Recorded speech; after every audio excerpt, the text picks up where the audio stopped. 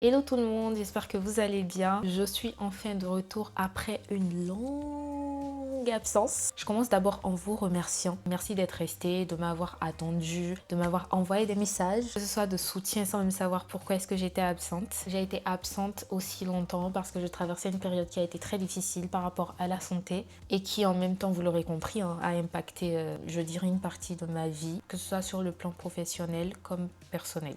Alors dans cette vidéo, je vais essayer de vous expliquer de manière très concise et aussi très rapidement ce que j'avais comme problème de santé et de quelle manière ça m'a impacté. Pour commencer, ce que vous devez savoir en fait, c'est que moi, ça fait des années, des lustres, je ne saurais pas vous dire combien d'années, mais vraiment des années. Donc depuis le collège que j'avais très mal au ventre. C'était vraiment des douleurs atroces qui se situaient à des zones précises au niveau de mon estomac. Donc ça, c'est mon ventre, d'accord? Et j'arrivais explicitement à dire où j'avais mal. C'est-à-dire que parfois, je pouvais avoir mal ici et pas là, ici, ici, ici. Bref, donc je savais exactement où j'avais mal. Ça n'avait rien à voir avec des maux de ventre simples. C'était différent. C'était des douleurs, mais pas les douleurs de maux de ventre quand on mange trop de sucre, quand on mange beaucoup trop et qu'on a mal au ventre là. C'était pas ça. C'était Seigneur. Maintenant, je vais faire comment? Oh non. J'avais oublié. Bon bah, bienvenue sur YouTube, hein. J'arrive. Et la lumière fut. Ce que je ressentais comme douleur n'avait absolument rien à voir avec les douleurs qu'on pouvait ressentir quand on mangeait du chocolat ou quand on mangeait beaucoup tout simplement et qu'on avait mal au ventre. C'était une douleur que je ne saurais pas vous expliquer en fait, mais c'était genre comme ça, la douleur, le truc comme ça. Enfin, je sais pas comment vous expliquer, je suis désolée, je pourrais pas vraiment vous expliquer ce que je ressentais. J'arrive pas à trouver l'adjectif pour qualifier la douleur, mais j'avais mal. J'avais mal. Donc ça, c'était des douleurs que je traînais depuis des années. Parfois en classe, j'avais très mal. C'était compliqué quotidiennement, que ce soit à la maison comme à l'école. Et quand j'avais mal, rien ne pouvait arrêter ces douleurs-là. Aucun médicament n'arrivait à arrêter cette douleur-là. Aucun calmant, aucun sirop. Vraiment, j'ai tout essayé. J'ai tout essayé. Rien n'arrêtait les douleurs. La seule chose qui faisait que cette douleur partait, elle me laissait respirer. Et encore. Elle me laissait pendant, vas-y, 30 minutes. Et elle recommençait encore, ou sinon 1 heure. Et elle reprenait. C'est-à-dire que tous les jours, j'avais mal au ventre. Tout le temps, j'avais mal au ventre. Donc la seule chose qui pouvait arrêter ça, c'était des vomissements. Ça tiraillait dans mon estomac à des endroits précis, à gauche, à droite, au milieu, en haut, en bas, tout ce que tu veux, jusqu'à ce que je ne vomisse. Et une fois que je vomissais, là, je me sentais dégagée, je me sentais libérée, je me sentais à l'aise, quoi. J'avais plus mal. Une fois que je vomissais, je n'avais plus mal. Donc quand j'avais mal comme ça, je savais déjà qu'aucun médicament n'arrêterait les douleurs et donc que j'allais être libérée que quand mon corps déciderait en fait de vomir, tout simplement. Donc ce qu'on a commencé à faire, c'était d'abord d'essayer de trouver les causes de ces maux. Donc j'ai commencé à faire très attention à mon alimentation, à ce que je mangeais, après avoir mangé, si j'avais mal directement ou pas. Et c'est comme ça que j'ai commencé à, par exemple, pouvoir identifier les aliments qui m'irritaient un peu l'estomac. Dans la liste, il y avait tout ce qui pouvait être gras, tout ce qui pouvait être fait à base d'huile. Je mangeais plus de pommes frites pendant des années, je mangeais plus de frites. Pas d'aloco, pas de piment, pas de citron. Certaines boissons comme quoi? Qu'est-ce que je buvais pas comme boisson? En vrai, je buvais toutes les boissons, hein, sauf du jus de citron, quoi. Je prenais pas de citron. Mais en tout, c'était principalement tout ce qui pouvait être très gras. Des ignames aussi, par exemple, des ignames frits. Tout ce qui était frit, je pouvais pas manger. La viande, je pouvais manger. Le poisson, je pouvais manger. Oui, je mange la viande et le poisson, au cas où. Bah, à part ça, voilà, hein. Et ce qui faisait que la plupart de mes profs, par exemple, pensaient que j'avais tout le temps mal au ventre juste parce que j'arrivais pas à gérer mon stress ou que j'étais anxieuse. Tout le monde pensait que c'était plus du stress qu'autre chose. Moi, j'expliquais en fait que bah rien à voir avec le stress. Enfin, je suis chill, tranquille, enfin rien à voir avec le stress. Donc voilà, j'avais certaines restrictions alimentaires. Une fois après le bac, j'ai été voir un spécialiste, donc qui m'a fait une échographie, qui m'a fait souffler également dans un tube. Donc juste après avoir soufflé dans un tube, on a remarqué que j'avais des des hélicobactères. Hélicobactères, hein. Attends, je vérifie si c'est ça le thème. Le thème. Helicobacter pylori, sa structure externe est hélicoïdale. Elle est munie de flagelles. Quelques 80% des ulcères gastro-duodénaux sont causés par des infections. Bon, bref. J'ai également soufflé dans plusieurs tubes pour voir si on retrouvait certaines bactéries. Les résultats n'ont rien donné de spécifique. Et là, le spécialiste nous a dit...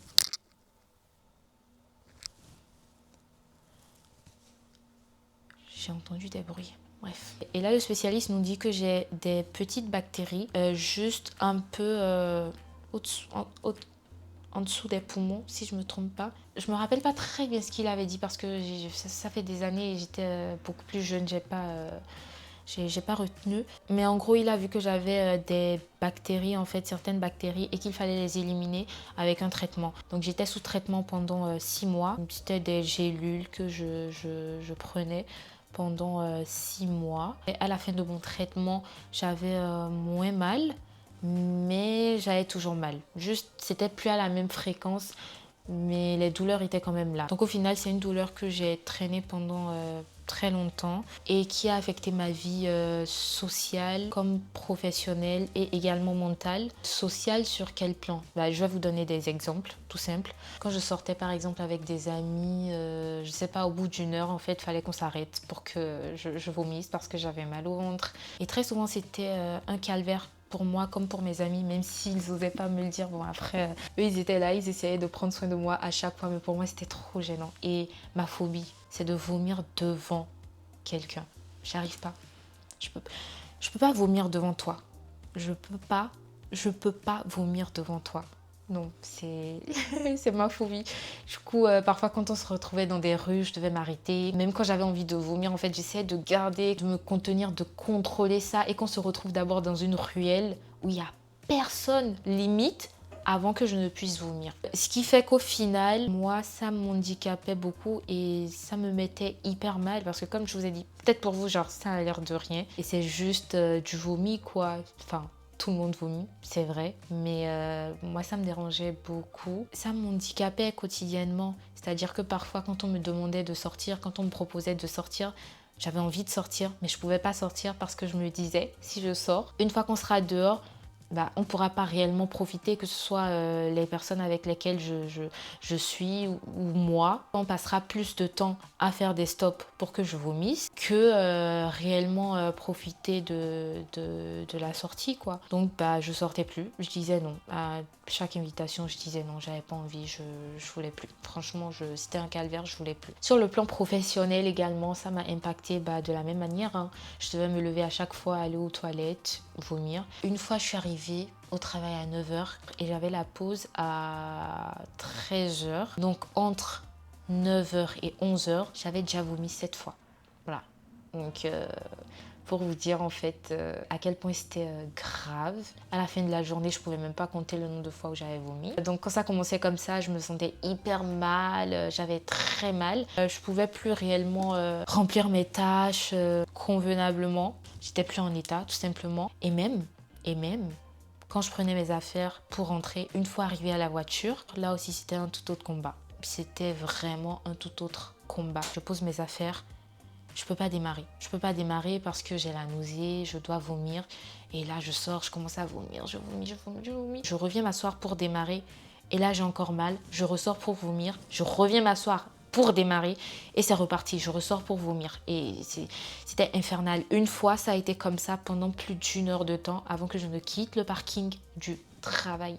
En fait, ça c'est des exemples en fait pour vous montrer à quel point franchement c'était invivable, c'était vraiment un calvaire. Je devais à chaque fois lutter, mais vraiment lutter contre moi-même, rester au travail, prendre des arrêts maladie certaines fois, mais vous savez ce que c'est que prendre des arrêts maladie. Sur le plan professionnel, c'était un peu ça. Et mentalement, ça m'a vraiment mise dans le bas. J'étais très déshydratée, j'avais perdu l'appétit, je ne mangeais plus, j'avais perdu énormément de poids aussi, j'avais plus de force, je tenais à peine debout et parfois j'avais tellement mal que je ne pouvais pas me lever de mon lit.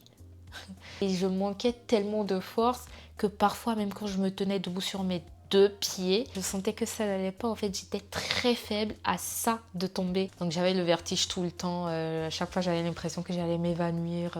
Aujourd'hui, je le raconte comme ça n'a vraiment l'air de rien du tout. Mais franchement, quand j'étais dedans, waouh, c'était horrible.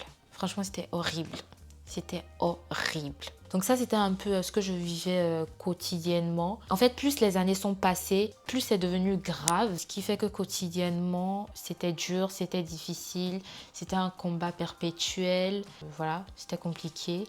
Et je ne vivais plus normalement. Enfin, je ne vivais même plus. Je me sentais plus vivre, en fait. Et donc, forcément, tout ça m'a finalement plongée dans une dépression. Qui a été très compliqué à gérer, mais voilà, aujourd'hui ça va beaucoup mieux, je me sens très bien, je mange normalement, j'ai repris du poil de la bête, je suis forte, j'ai l'appétit, j'ai repris mes forces, j'ai repris du poids comme je le voulais, important, très important, et je me sens beaucoup mieux dans ma peau aujourd'hui parce que bah oui, forcément j'avais perdu énormément de poids et je me sentais plus à l'aise, enfin je me voyais plus de la même manière, c'était pas moi quoi, je me reconnaissais plus, c'était pas moi, vraiment je vais rien vous cacher, hein. J'aimais pas la personne que j'étais devenue, j'avais plus confiance en moi et c'était très compliqué, en fait ça a été, waouh, c'était très dur en fait de me retrouver dans une phase où j'avais plus du tout confiance en moi, ce qui fait que bah je pouvais pas filmer en fait, je pouvais pas parler, déjà j'avais plus de force, donc je pouvais rien faire. Les amis, je pouvais absolument rien faire. Mais aujourd'hui, heureusement, ça va mieux, ça va beaucoup mieux. Et voilà quoi, j'aime bien comment je suis aujourd'hui. Et puis voilà, pourquoi on traîne sur ça?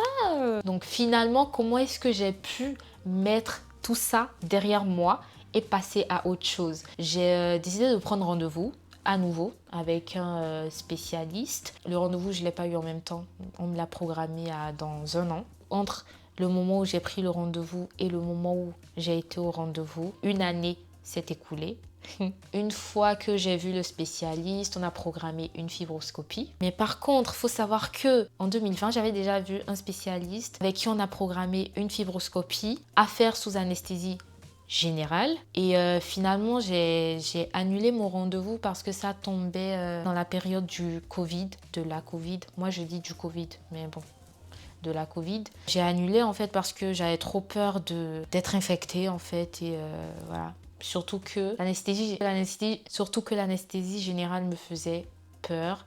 J'avais peur de ne pas me réveiller, voilà, j'avais très peur. Donc j'ai annulé le rendez-vous tout simplement. J'ai finalement pu faire ma fibro en 2024, donc l'année dernière. Et cette fois-ci, elle était à faire sous anesthésie locale. Moi, quand ils m'ont dit à l'hôpital que je devais la faire sous anesthésie locale, enfin, je vous cache pas que j'ai eu très peur. C'est pas possible de la faire sous anesthésie générale. Elle me dit non, que j'en ai pas forcément besoin. Parce qu'en fait, il y a 4 ans, moi, le spécialiste que j'avais vu, il m'avait dit que je devais forcément la faire sous anesthésie générale. Donc, est-ce qu'on peut m'expliquer un peu pourquoi là, on me parle d'anesthésie locale? Parce que moi, je suis allée voir les vidéos, en fait, de la fibroscopie. Et c'était hors de question que je sois consciente pendant qu'on m'enfonce un tube de je ne sais combien de mètres dans mon estomac à travers mon œsophage. C'est traumatisant. C'est traumatisant. Là, elle m'explique que dans cet hôpital-là, ils font que des anesthésies locales et que si je voulais forcément le faire sous anesthésie générale, je devrais reprendre rendez-vous avec un autre spécialiste. J'ai dit non, c'est pas possible. Ok, on part sur l'anesthésie locale. Comme ça, c'est fait, une fois pour de bon, on n'en parle plus. Donc, j'ai été au rendez-vous, j'étais consciente du début jusqu'à la fin. Avant de commencer, j'ai bu un sirop qui m'a anesthésié toute cette partie-là. J'ai également eu droit au gaz hilarant. Et franchement, c'était trop bien. Franchement, le gaz... Je vous explique mon expérience avec le gaz. En fait, quand elle me met le masque pour inhaler le gaz, moi je suis quelqu'un en fait, mentalement, je suis trop forte. C'est-à-dire que mentalement, je me dis un truc, je reste sur ça. Il n'y a rien en fait qui pourra ébranler. En fait, il n'y a rien qui pourra jouer sur ça. Je ne sais pas comment vous expliquer. Donc moi, quand elle me passe le masque, je me dis dans ma tête, votre gaz là, il va rien faire. Donc je prends le masque, je le mets, j'inhale et je suis là. Et franchement, genre, je ne sens absolument rien. Dans ma tête, je me parle toute seule. Je me dis, voilà, ça marche pas. Même si ma gorge est anesthésiée n'importe comment, j'aurais aimé en fait être quand même un peu dans les vapes et ne pas être totalement consciente en fait. J'aurais vraiment aimé être détachée en fait un peu de l'expérience. Et j'ai dit à l'infirmière que je ressentais rien. Elle a augmenté le gaz et là, je peux pas vous expliquer comment, mais je faisais que rire. Je faisais que rire. Je riais, je souriais, je riais. En fait, c'est comme ça, j'étais comme ça. Je riais, mais tout doucement. Je riais. Je me rappelle de tout. C'était trop drôle. Je riais tout doucement. C'était waouh. C'était trop bien. C'était le médecin qui devait me mettre le tube dans l'estomac et l'infirmière l'assistait. Donc elle est venue devant moi, elle me demande ça va, vous allez bien? Et je lui dis j'ai juste envie de rire et je suis désolée si je ris beaucoup, je suis désolée si je ris trop. Elle s'approche de moi, elle était face à face et j'avais l'impression qu'elle voulait rentrer dans ma tête. Elle me dit quoi? Elle me dit en fait, quand je me rappelle, ça me fait trop rire. Non, mais vous en faites pas, vous excusez pas, c'est normal. Et c'est effectivement pour ça qu'il s'appelle le gaz hilarant. Et dans ma tête, je me dis, attends, pourquoi tu me dis ça? Vous me direz que c'est pas drôle. Je sais, c'est pas drôle, mais je sais pas pourquoi. Ça m'a fait rire encore plus. Le fait d'être déjà dans une phase où je suis en train de rire, c'est-à-dire que je ne fais que ça, et d'entendre à nouveau le mot hilarant, ça, en fait, je ne peux pas vous expliquer ce que ça a déclenché en moi. Ça a fait tac. Ça a fait tac. Et je faisais que rire. Et j'étais couchée sur le côté. J'étais couchée sur un côté. Il me dit, est-ce que c'est bon? Est-ce qu'on peut commencer? Moi, je voulais dire non. Mais j'ai dit non que dans ma tête. J'ai pas pu dire non avec mon corps ni avec ma bouche. C'était très lent. À travers le tuyau qui était placé, il a pu mettre le tube et descendre en fait. Le tube, je l'ai senti passer. J'étais consciente. Le gaz m'a aidé à me détacher un peu, comme je vous disais au début, à me détacher un peu de la sensation désagréable. Néanmoins, je sentais quand même tout ce qui se passait. J'avais pas mal, mais c'était désagréable. C'était très désagréable. En fait, le plus difficile, c'était de descendre, de passer la partie de l'œsophage. Parce qu'en fait, à chaque fois qu'il essayait de descendre, j'avais des reflux. J'avais envie de vomir. Il a descendu le long de l'estomac avec une petite caméra. Il a prélevé plusieurs tissus. À chaque fois qu'il devait prélever, là, c'était horrible. Je sentais en fait, quand il prélevait un tissu. Je sais pas comment vous expliquer, mais j'étais consciente et je sentais en fait tout ce qui se passait. J'avais pas très mal, mais j'avais un peu mal quand même. Mais c'était plus de la gêne que de la douleur. Mais globalement, ça s'est très bien passé, heureusement. Donc suite au résultat, on a vu qu'il y avait des Helicobacter pylori.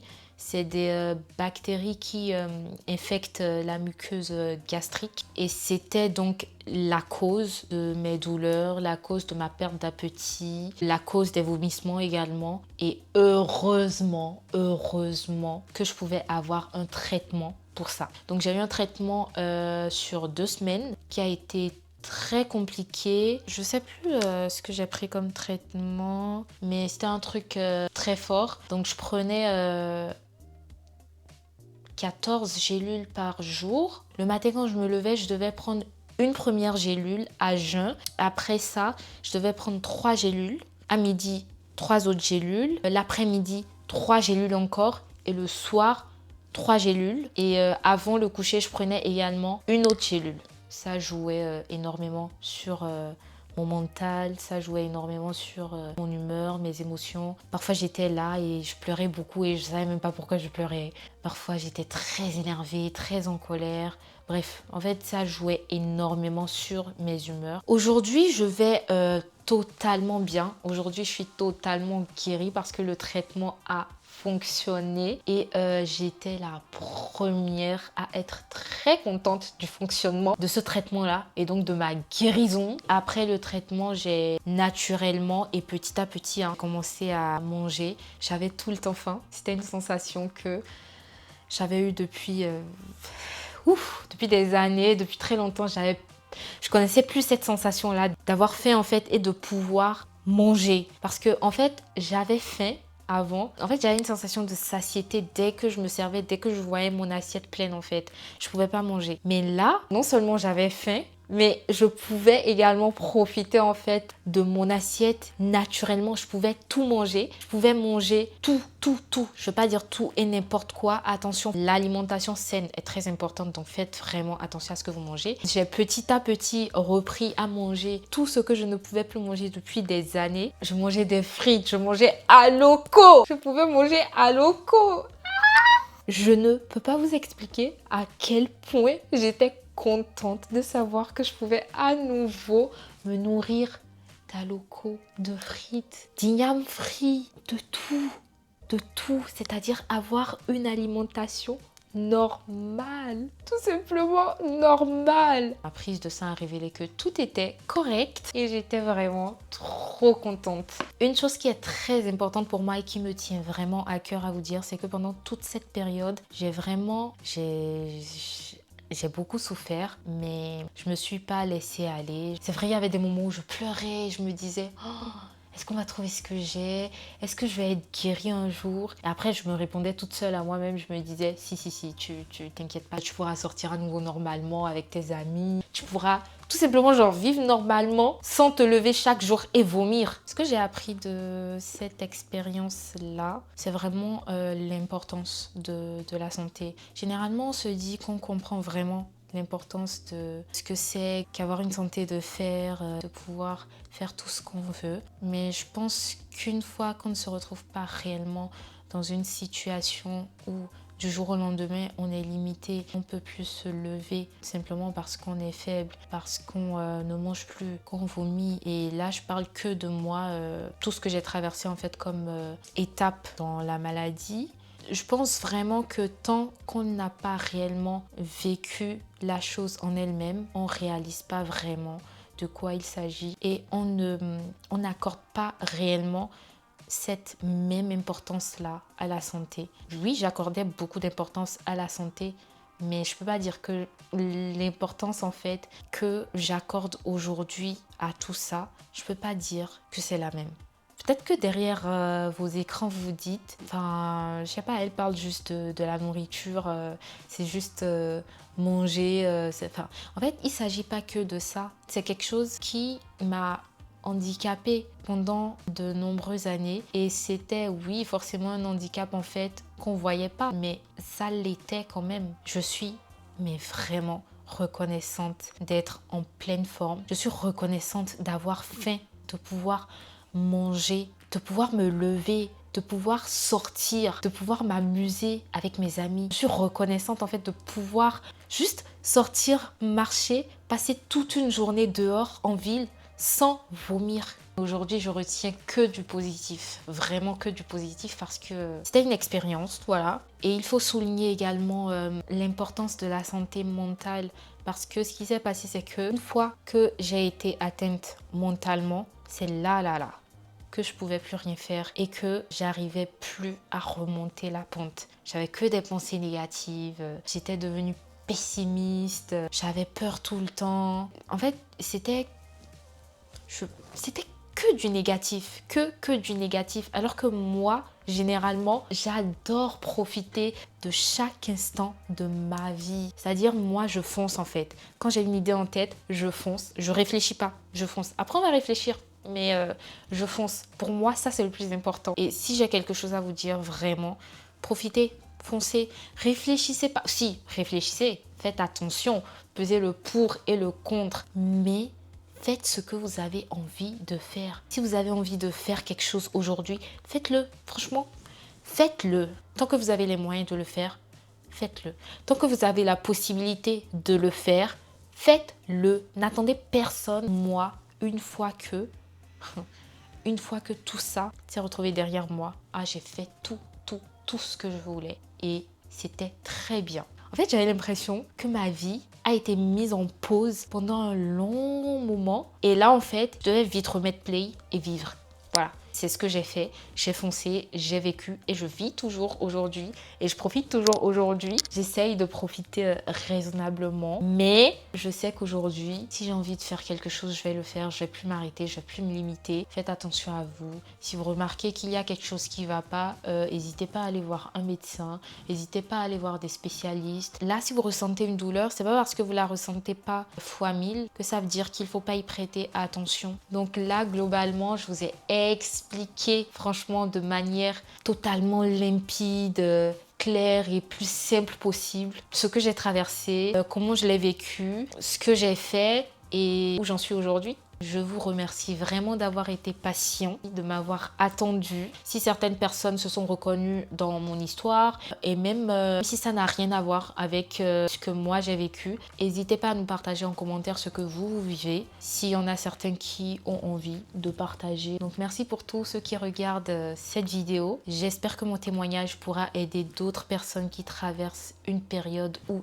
des périodes difficiles. Là, je suis de retour avec plein d'idées et plein de motivation. N'hésitez pas à me dire en commentaire si vous avez vécu quelque chose de similaire ou à me poser des questions. Sur ce, prenez soin de vous et je vous dis à la prochaine vidéo. Bisous!